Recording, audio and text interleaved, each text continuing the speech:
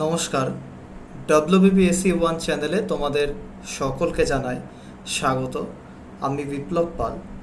আজকে আমি একাদশ শ্রেণীর যে নতুন সিলেবাস দিয়েছে সেই অনুযায়ী জিওগ্রাফির বা ভূগোলের ফার্স্ট সেমিস্টারের একটি থিওরি ক্লাস নিয়ে আলোচনা করব। আজকে আমাদের প্রথম যে ক্লাসটি সেটি হলো আর্থকোয়েক বা ভূমিকম্প। একাদশ শ্রেণীর যে ফার্স্ট সেমিস্টার ভূগোল 2024 সালের নতুন যে সিলেবাস দিয়েছে তাতে ভূমিকম্প যে অধ্যায়টি রয়েছে তার মধ্যে ভূমিকম্প সম্পর্কিত দিকগুলির ধারণা ও সংজ্ঞা, কারণ এবং ফলাফল, পরিমাপক যন্ত্র এবং স্কেল, বিশ্বব্যাপী ভূমিকম্প প্রবণ অঞ্চল এবং ভারতের বিশেষ উল্লেখ সহ সমুদ্রকম্প ও সুনামি, এই কটি সাব ইউনিট এইখানে রয়েছে। তো আমরা ভূমিকম্প অধ্যায়টি বিস্তারিত আলোচনা করতে চলেছি। যেসব বন্ধুরা আমার চ্যানেলে নতুন এসছো অবশ্যই আমার চ্যানেলটিকে সাবস্ক্রাইব করবে, আর ভিডিওটি ভালো লাগলে অবশ্যই লাইক, কমেন্ট আর শেয়ার করতে ভুলো না। ওকে, চলো দেখো ভূমিকম্প জিনিসটা কি সেটার আগে জানতে হবে আমাদের ভূমিকম্প সম্পর্কিত একটু ধারণা।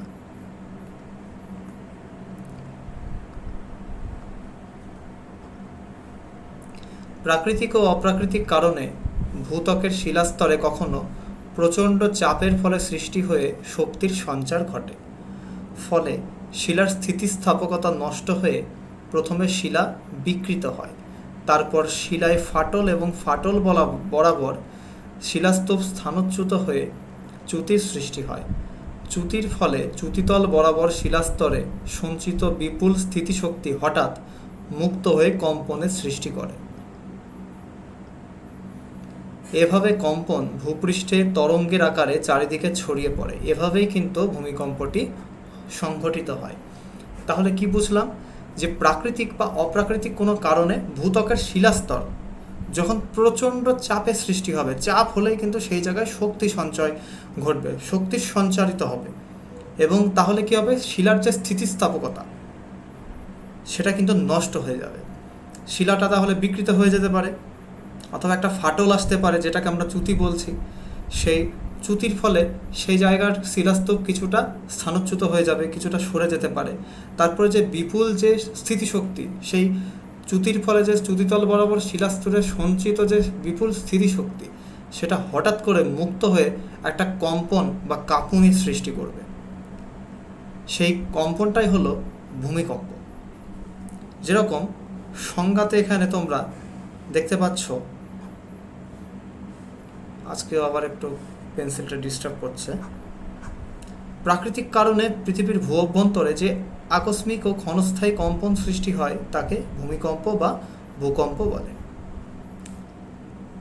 আজকে হলো 28শে এপ্রিল। আজকে ঠিক সন্ধ্যা 7:35 বহরমপুরের নিকট একটি স্থানে ভূমিকম্পের কেন্দ্র তৈরি হয়েছে, যার মাত্রা ছিল রিক্টার স্কেলে 4.4। এই যে ভূমিকম্প, এই ভূমিকম্পের কিন্তু 3টি তরঙ্গ রয়েছে। একটা হচ্ছে পি তরঙ্গ, একটা হচ্ছে এস তরঙ্গ, আর একটা হচ্ছে এল তরঙ্গ। আমরা তরঙ্গ সম্পর্কিত বিস্তারিত জানছি পরের স্লাইডে। দেখো, দেহ তরঙ্গ, দেহ তরঙ্গের 2টি ভাগ রয়েছে। একটি হচ্ছে প্রাথমিক তরঙ্গ আর একটা হচ্ছে গৌণ তরঙ্গ। তাহলে প্রাথমিক তরঙ্গের মধ্যে, প্রাথমিক তরঙ্গকে আমরা ইংরেজিতে পি ওয়েভ বলে আমরা জানি, যেটাকে আমরা পি তরঙ্গও বলে থাকি আর কি। দেখো, এর কিছু বৈশিষ্ট্য রয়েছে। এই পি তরঙ্গ অনুদৈর্ঘ্য তরঙ্গ বলা হয় পি তরঙ্গকে। এটি শব্দ তরঙ্গের অনুরূপ। এই পি তরঙ্গ উৎপত্তি হয় ভূমিকম্পের কেন্দ্রে। এটিকে পীড়ন তরঙ্গ বলা হয়। এটা সকল মাধ্যমে বিস্তৃত হতে পারে। সকল মাধ্যম বলতে কি বোঝানো হচ্ছে? কঠিন, তরল, ও গ্যাসীয়। এর তরঙ্গ দৈর্ঘ্য সব থেকে ক্ষুদ্র, সর্বাধিক দ্রুতগতি সম্পন্ন এবং খুবই ক্ষণস্থায়ী, সর্বাধিক শক্তিশালী এবং ধ্বংস ক্ষমতা সব চাইতে কম। এটা তরঙ্গকে শক্তিশালী বলা হয়েছে এবং এর যে ক্ষয়ক্ষতি সীমার যে মাত্রা সেটাও কিন্তু সব থেকে কম। এদিকে কিন্তু তরঙ্গটি সর্বাধিক শক্তিশালী। আরেকটা জিনিস অ্যাড করতে আমি ভুলে গেছি, সেটা আমি বলে দিচ্ছি। 8 নম্বর, এই যে ভূমিকম্পের তরঙ্গটা এটা সমান্তরালে চলাচল করে। সমান্তরাল। এবার আমরা দেহ তরঙ্গেরই আরেকটি তরঙ্গ এস তরঙ্গ বা মাধ্যমিক তরঙ্গ সম্পর্কে আমরা জানব। পি জানলাম আগের স্লাইডে, এবার আমরা এস তরঙ্গ সম্পর্কে জানব। এটিকে অনুপ্রস্থ তরঙ্গ বা আলো তরঙ্গের অনুরূপ বলা হয়। এটিও পি তরঙ্গের অনুরূপ কেন্দ্রে উৎপন্ন হয়।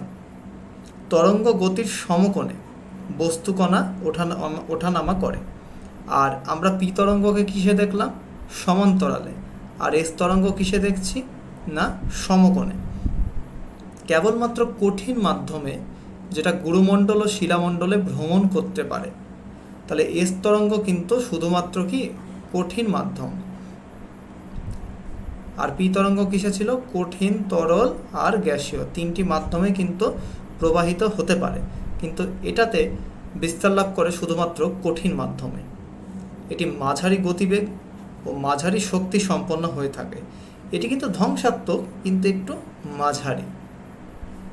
এবার আমরা আসছি পৃষ্ঠ তরঙ্গ, যেটাকে আমরা বলছি এল ওয়েভ বা এল তরঙ্গ, বড় হাতের এল। এটি উপকেন্দ্রে উৎপন্ন হয়। তাহলে এল তরঙ্গের উৎপত্তি কিন্তু উপতরঙ্গে, এই উপকেন্দ্রে,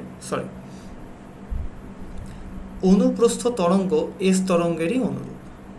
তাহলে এর তরঙ্গকেও বলা যায় এটি একটি আলোক তরঙ্গ, এর অনুরূপ। আচ্ছা, কঠিন মাধ্যমে শিলামণ্ডলের শিয়াল সীমা অংশে চলাচল করতে সক্ষম। তাহলে এটা কিন্তু শুধুমাত্র শিয়াল আর সীমা, অর্থাৎ ভূপৃষ্ঠের যে অংশটুকু রয়েছে সেখানেই কিন্তু এটি চলাচল করতে পারে। এর তরঙ্গ দৈর্ঘ্য কিন্তু সব থেকে বড়, অর্থাৎ কি বিস্তার যে মাধ্যম এবং যা বিস্তারের পরিসীমা সেটা কিন্তু সর্বাধিক। এর ফ্রিকোয়েন্সি সর্বনিম্ন এবং সর্বাধিক ধ্বংসাত্মক ক্ষমতা রয়েছে। ফ্রিকোয়েন্সি কম, মানে বেশি দূর প্রবাহিত হচ্ছে কিন্তু এর মৃদু মাত্রা, কিন্তু সর্বাধিক ধ্বংসাত্মক ক্ষমতা রয়েছে। হালকা করে হবে কিন্তু নাড়িয়ে দেবে বেশি। ধ্বংসাত্মক ক্ষমতা কিন্তু এর মধ্যে সর্বাধিকভাবে রয়েছে। এবার ভূমিকম্প সম্পর্কিত আরও কিছু কিছু জিনিস আমাদের জানতে হবে, যেরকম ভূমিকম্পের কেন্দ্র। দেখো, ভূমিকম্পের কেন্দ্র কাকে বলে? ভূমিকম্প যে জায়গাটায় উৎপন্ন লাভ করে ভূগর্ভের ভিতরে, দেখা গেল এইখান থেকে উৎপন্ন লাভ করছে, হ্যাঁ, এই জায়গাটা থেকে, তাহলে এইটা হচ্ছে ভূমিকম্পের কেন্দ্র। আর এই কেন্দ্রর যে মৃদু কম্পন, এটা সোজাসুজি 90 ডিগ্রি অ্যাঙ্গেলে ভূপৃষ্ঠের যে স্থানে এসে প্রথম আঘাত হানছে সেটা হচ্ছে ভূমিকম্পের উপকেন্দ্র। দেখো, ভূমিকম্পের কেন্দ্রের উপরে ভূপৃষ্ঠের উল্লম্বগত স্থান হলো উপকেন্দ্র। এটা বোঝা গেল? আচ্ছা, দেখো, ভূমিকম্পের কেন্দ্র হচ্ছে ভূপৃষ্ঠ থেকে প্রায় 16 কিমি গভীর পর্যন্ত এটা দেখা যায়। এটা স্বাভাবিক, ভূপৃষ্ঠ থেকে 16 কিমি গভীরেই কিন্তু ভূমিকম্পের উৎপত্তি ঘটে। কিন্তু আরও কিছু কিছু কেন্দ্র রয়েছে, কেন্দ্রের ভাগ রয়েছে, সেগুলি হলো অগভীর কেন্দ্র, মধ্যম গভীর কেন্দ্র আর হচ্ছে গভীর কেন্দ্র।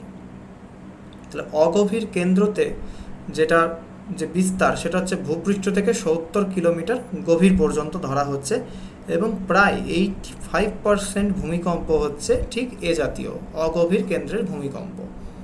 এছাড়া মধ্যম গভীর কেন্দ্র রয়েছে, যেটা 70 থেকে 300 কিমি গভীর পর্যন্ত, আর গভীর কেন্দ্র হচ্ছে 300 থেকে 700 কিলোমিটার গভীর পর্যন্ত এর উৎপত্তি হতে পারে। তাহলে কি বলা যেতে পারে, যে ভূপৃষ্ঠ থেকে প্রায় 700 কিলোমিটার পর্যন্ত পৃথিবীর যে ভূমিকম্পগুলো সৃষ্টি হচ্ছে তার কেন্দ্র হতে পারে।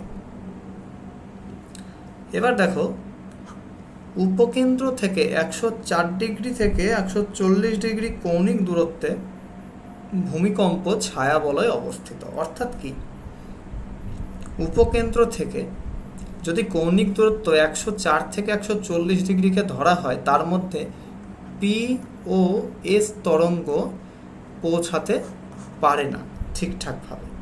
অর্থাৎ এখানে যদি পৌঁছেও যায়, এর বিচ্যুতি ঘটবে, মানে সোজা না গিয়ে হয়তো এরকম বাঁকা চলে যাবে, বিচ্যুতি ঘটবে। সেই জন্য এইটাকে বলা হয়, এই অঞ্চলটুকুকে বলা হয় ভূকম্প ছায়া বলয়।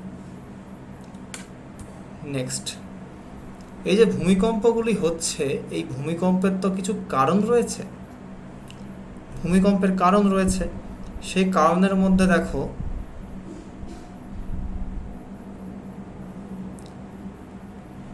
ভূগাঠনিক কারণ রয়েছে, অভূগাঠনিক কারণ রয়েছে, আর কৃত্রিম কারণ রয়েছে। এই তিনটি কারণ কিন্তু আমরা দেখতে পাচ্ছি। তাহলে ভূগাঠনিক কারণের মধ্যে কী কী কারণ পড়ছে? পাতের সঞ্চালন। আমরা জানি যে 3 ধরনের সঞ্চালন লক্ষ্য করা যায়।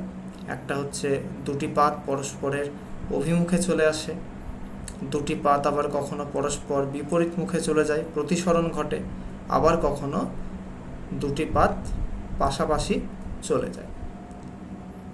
এবার সর্বাধিক ভূমিকম্প হবে কোনটাতে? এই অভিসারিতে, প্রতিসারিতে, নাকি নিরপেক্ষতে? অভিসারিতে। কারণ এই জায়গাটাতে তৈরি হচ্ছে, মানে আমি জাস্ট এইটুকুকে নিয়ে বলছি, এই জায়গাটাতে তৈরি হচ্ছে ধ্বংসাত্মক পাত সীমানা, ধ্বংসাত্মক পাত সীমানা। তাহলে পাতের সঞ্চালনের ফলে কিন্তু ভূমিকম্প ঘটছে।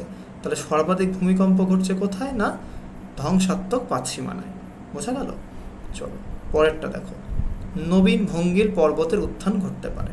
তাহলে যখন দুটি পাত পরস্পরের অভিমুখে আসছে, যখন একটা ভারী পাত যখন একটা হালকা পাতের নিচে ঢুকে যাবে, তখনই এই জায়গায় জমে থাকা যেসব পলি রাশি, যদি এটা কোনো সাগর মহাসাগর হয়, তাহলে কি হবে না, এটা এখানে ভঙ্গির পর্বতের একটা কি ঘটবে না, উত্থান ঘটবে এই জায়গাটায়। এটা শুধুমাত্র কিন্তু এই ধ্বংসাত্মক পাত সীমানা অথবা অভিসারী পাত সীমানাতেই কিন্তু গড়ে উঠবে। এটি কিন্তু প্রতিসারী পাত সীমানায় দেখা যাবে না। কারণ প্রতিসারী পাত সীমানাতে যখন এরকম একটা সীমানা তৈরি হবে, তখন কিন্তু সেই জায়গায় মহাসামুদ্রিক শৈলশিরা সেইখানে তৈরি হবে। যেরকম এই নবীন ভঙ্গিল পর্বত উত্থানের সময় একটি ভূমিকম্প হয়েছিল, যেটা অসমে হয়েছিল 1950 সালে। এছাড়া আর কি হতে পারে? যদি ভূমিকম্প হয়, অগ্ন্যুৎগম হতে পারে। মানে এই ধরো ধ্বংসাত্মক পাত সীমানা, এই যে ফাটলটা তৈরি হলো, এই জায়গায় তো একটা হটস্পট তৈরি হয়েছে, এই হটস্পট থেকে তখন এই ম্যাগমা উপরে বেরিয়ে আসবে। কী রূপে? না, লাভা রূপে। তারপরে দেখো সমস্থৈতিক ভারসাম্য।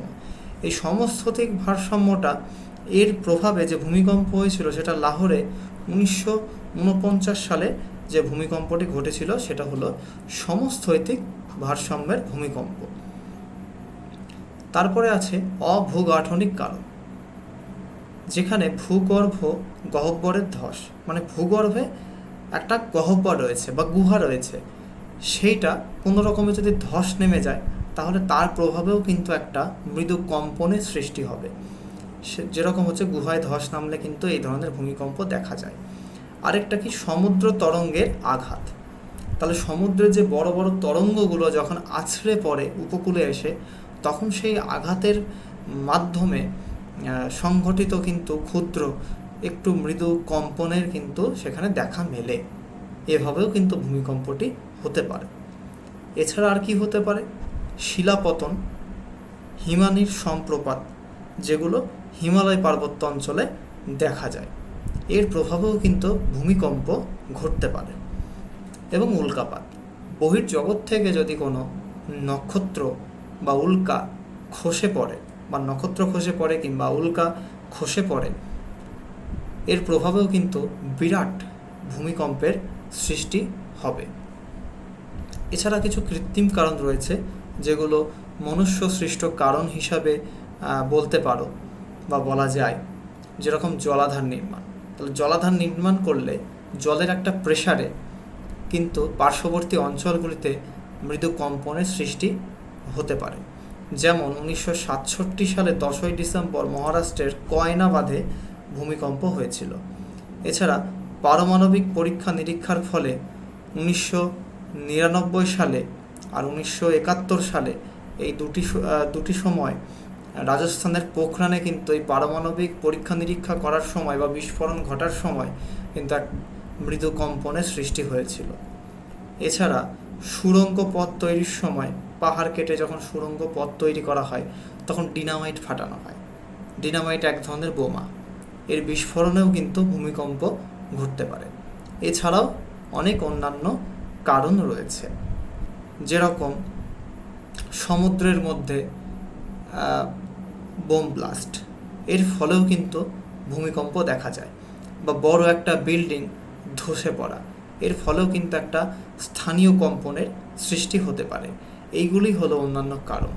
তাহলে তোমাদের টেক্সট বইয়ে যেগুলো তোমরা পড়বে ভূমিকম্পের কারণটা কিন্তু ভালো করে পড়বে, যেহেতু এখান থেকে এমসিকিউ বা শর্ট কোশ্চেন আসবে, সেই হেতু এই কোন কোন পাতসীমানায় কেমন ধরনের ভূমিকম্প ঘটে, বা অসমে ভূমিকম্প কত সালে হয়েছিল, লাহোরে কত সালে হয়েছিল, এর কারণটা কী ছিল, হ্যাঁ, তারপরে হচ্ছে জলাধার নির্মাণের ফলে কোথায় ভূমিকম্প হয়েছিল, মহারাষ্ট্রের কয়নাবাদে কত সালে ভূমিকম্প হয়েছিল, ডিনামাইট বিস্ফোরণের ফলে কি হতে পারে, সমুদ্র তলদেশে ভূমিকম্প ঘটার ফলে কি হতে পারে বলো তো। সমুদ্র তলদেশে যদি ভূমিকম্প হয় তাহলে কি ঘটবে? সুনামি, তাই তো? তাহলে এই জিনিসগুলো কিন্তু তোমাদেরকে ভালো করে পড়তে হবে। পরে দেখো ভূমিকম্পের ফলাফল। এই ফলাফলগুলি কিন্তু একদম সহজ এবং সরলভাবে যে কোনো বইয়ে দেওয়া আছে, আমি জাস্ট একবার রিপিট করে দিচ্ছি। দেখো, ভূমিকম্পের কিছু ফলাফল রয়েছে, যেটা প্রাকৃতিক ও ভূতাত্ত্বিক ফলাফল, আর রয়েছে মানবীয় ফলাফল।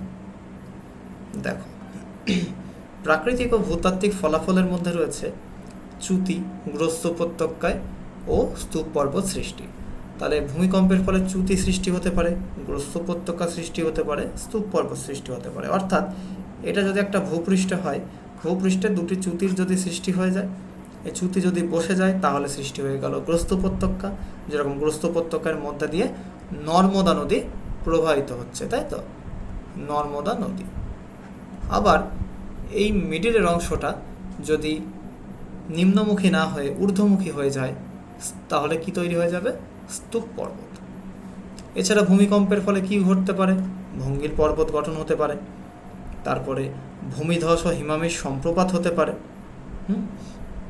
ভূভাগের উত্থান ও অবনমন ঘটতে পারে, নদীর গতিপথ পরিবর্তন হতে পারে, খুব ইম্পর্টেন্ট নদীর গতিপথ পরিবর্তন, হ্রদ সৃষ্টি হতে পারে, আবার সেটা বিলুপ্তিও হতে পারে, আবার বন্যাও হতে পারে। হ্যাঁ, কারণ অনেক জলাধার ফেটে সেই জল চারিদিকে প্লাবিত হয়ে যেতে পারে, এর ফলে বন্যা হতে পারে। অগ্নুৎপাত ও আগ্নেয়গিরির সৃষ্টি হতে পারে, প্রস্রবণ হতে পারে, যেটাকে আমরা ঝর্ণা বলি, মানে মাটির তলা থেকে উঠে আসে ফোয়ারা, গিজার আর কি, গিজার বলা হয় এটাকে, ঠিক আছে, ঝর্ণা নয়, গিজার। সুনামির সৃষ্টি হতে পারে, অর্থাৎ সমুদ্রের যে বড় বড় ঢেউ বা সমুদ্র, উত্তাল সমুদ্র, সেটা সৃষ্টি হতে পারে।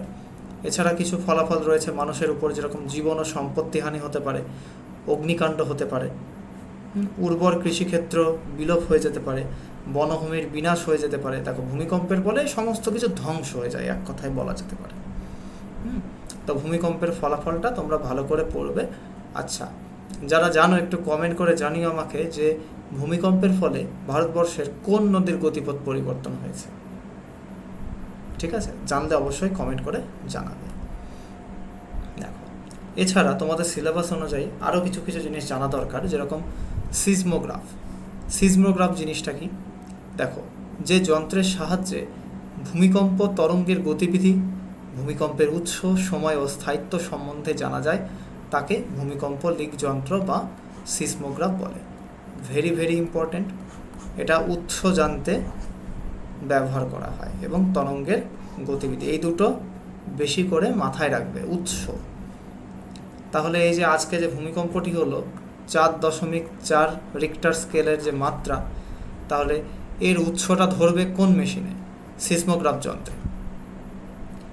তারপরে ভূমিকম্পের যে তীব্রতা, সেই তীব্রতা মাপার জন্য সর্বপ্রথম একটি স্কেল আবিষ্কার হয়, সেটা হচ্ছে মার্কালি স্কেল। এই মার্কালি স্কেল 1 থেকে 12 পর্যন্ত এই 12টি ভাগে ভাগ করা হয়। এখন আর মার্কালি স্কেলের প্রচলন নেই, তার বদলে চলে এসেছে রিক্টার স্কেল। এই রিক্টার স্কেলটা কি? যে বিশেষ স্কেলের সাহায্যে ভূমিকম্পের তীব্রতা পরিমাপ করা হয় তাকে রিক্টার স্কেল বলে। এই স্কেলকে মূলত সমান 10টি ভাগে ভাগ করা হয়। এই ভাগটি থাকে 0 থেকে 10, আর মার্কালি স্কেলে থাকে 1 থেকে 12 রোমান হরফে। ঠিক আছে, তাহলে প্রচলন কোনটা চলছে এখন? রিক্টার স্কেলের। ঠিক আছে, এটা মাথায় রাখবে, ভেরি ভেরি ইম্পর্টেন্ট। চলো, এবার আমরা অধ্যায়ের শেষ পর্যায়ে চলে এসেছি। দেখো, পৃথিবীর ভূমিকম্প প্রবণ কিছু অঞ্চল রয়েছে। আমি একটা বইয়ের কাটিং নিয়েছি, সমরেন্দ্রনাথ মোদকের বইয়ের যে একটা কাটিং, যেখানে পৃথিবীর ভূমিকম্প প্রবণ অঞ্চল সম্পর্কিত একটা ছবি রয়েছে ম্যাপে। আমি সেটাকে কেটে এখানে তুলে রেখেছি। দেখো, তাহলে 4টি ভূমিকম্প প্রবণ অঞ্চল রয়েছে। এক হচ্ছে প্রশান্ত মহাসাগরীয় বলয়, যেখানে পৃথিবীর 68% ভূমিকম্প দেখা যায়। এছাড়া মধ্য মহাদেশীয় বলয় বা আলপীয় হিমালয় বা টেথিস বলয়, যেটাতে 21% ভূমিকম্প দেখা যায়। আরেকটা কি? মধ্য আটলান্টিক শৈলশিরা বলয়, যেটাতে 10% ভূমিকম্প দেখা যায়। আরেকটা হচ্ছে পাত মধ্যবর্তী বলয়, যেটাতে 11% ভূমিকম্প দেখা যায়। এবার আমরা ম্যাপে চিনব, মানচিত্রে চিনব যে কোন জায়গাটা কোন কোন বলয়ের মধ্যে রয়েছে। দেখো, সর্বপ্রথম আমরা দেখব প্রশান্ত মহাসাগরীয় বলয়। যদি আমরা প্রশান্ত মহাসাগরীয় বলয়টাকে দেখি, তাহলে দেখো এই যে অঞ্চলগুলি রয়েছে, এই যে অঞ্চলগুলি রয়েছে, এইগুলো সব প্রশান্ত মহাসাগরীয় আগ্নেয় বলয় অঞ্চলের মধ্যে। আবার এই দিকে আছে, তাহলে এই দিকে কি আছে? Japan, Hokkaido, Honshu, Philippines, Indonesia, New Zealand, এই সব তোমার হচ্ছে অঞ্চলগুলি বা দেশগুলি এখানে রয়েছে। উত্তর আমেরিকা, দক্ষিণ আমেরিকার এই যে চিলি, এই সমস্ত এলাকাগুলো এইখানে রয়েছে। এবার দেখো মধ্য মহাদেশীয় বলয় বা আলপীয় হিমালয় বা টেথিস বলয়। তাহলে মধ্য মহাদেশীয়, তাহলে এই যে এশিয়া এবং ইউরোপের এই যে মাঝ বরাবর যে অঞ্চলগুলো রয়েছে, যেরকম আফগানিস্তান, পাকিস্তান, ভারত, চীন, নেপাল, ভুটান, মায়ানমার, এই সমস্ত এলাকাগুলিকে এই মধ্য মহাদেশীয় বলয়ের মধ্যে আমরা ধরছি। এছাড়া ফ্রান্স, স্পেন, এগুলো তো রয়েছে এর মধ্যে। এবার দেখো মধ্য আটলান্টিক শৈলশিরা বলয়, এটা তো আটলান্টিক মহাসাগরের মাঝ বরাবর রয়েছে, এটা তোমরা দেখতে পাচ্ছ। এই অঞ্চলগুলি হলো মধ্য আটলান্টিক শৈলশিরা বলয়। এছাড়া রয়েছে পাত মধ্যবর্তী বলয়। যে অঞ্চলগুলি হলো দেখো এই আফ্রিকার একদম পূর্ব সাইড, এই এলাকাটা রয়েছে পাত মধ্যবর্তী বলয়। এখানে নিরপেক্ষ পাত সীমানা দেখা যায়। এখানে কিন্তু গ্রস্ত উপত্যকা এবং বিভিন্ন চ্যুতির কিন্তু সৃষ্টি হয়েছে। লাস্ট আমাদের যে স্লাইডটি রয়েছে আজকের, সেটি হচ্ছে ভারতের ভূমিকম্প প্রবণ অঞ্চল। তার আগে বলে দিই যে আমার চ্যানেলে মাধ্যমিক 2017 থেকে 2024 সালের PYQ আমাদের কিন্তু এখানে প্রত্যেক দিন করানো হচ্ছে। ঠিক আছে, কোথায় গেল? একটু সমস্যা হচ্ছে, হাওয়াতে স্লাইড সরে যাচ্ছে। আমি বার করার চেষ্টা করছি।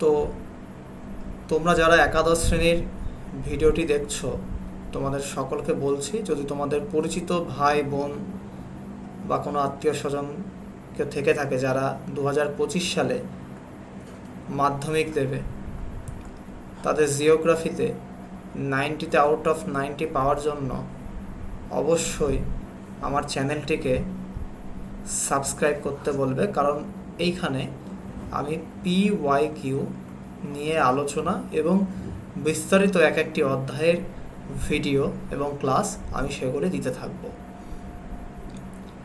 দেখো, আমাদের ভূমিকম্পের লাস্ট স্লাইড হলো ভারতের ভূমিকম্প প্রবণ অঞ্চল। 3টি ভূমিকম্প প্রবণ অঞ্চল ভাগ করা হয়েছে তোমাদের সিলেবাস অনুযায়ী। একটা হচ্ছে হিমালয় পার্বত্য অঞ্চল, নাম শুনেই বুঝতে পারছো কোন কোন এলাকা জুড়ে হতে পারে।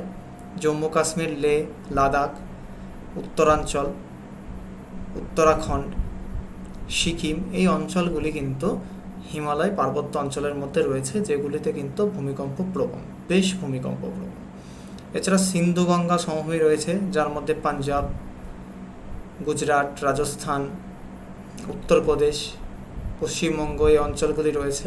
এছাড়া উপদ্বীপীয় অঞ্চল যেরকম গুজরাট, তারপরে হচ্ছে মহারাষ্ট্র, কেরালা, অন্ধ্রপ্রদেশ, উড়িষ্যা, এই উপদ্বীপীয় অঞ্চলগুলিতেও কিন্তু ভূমিকম্পের একটা সম্ভাবনা বা ভূমিকম্প প্রবণ অঞ্চল কিন্তু হিসাবে এখানে পরিচিত রয়েছে। তো বন্ধুরা, আজকে ভূমিকম্প সম্পর্কিত ভিডিওটি এখানে শেষ করছি। ভালো লাগলে অবশ্যই আমার ভিডিওটি লাইক করবে, বন্ধুদের মাঝে শেয়ার করবে, এবং যেসব বন্ধুরা আমার চ্যানেলে নতুন এসছো অবশ্যই আমার চ্যানেলটিকে সাবস্ক্রাইব করে পাশে থেকো। আর ভূমিকম্পটি প্রায় শেষ হয়ে গেল, শুধু বাকি থাকলো ভূমিকম্পের একটি পার্ট, সেটি হলো সুনামি।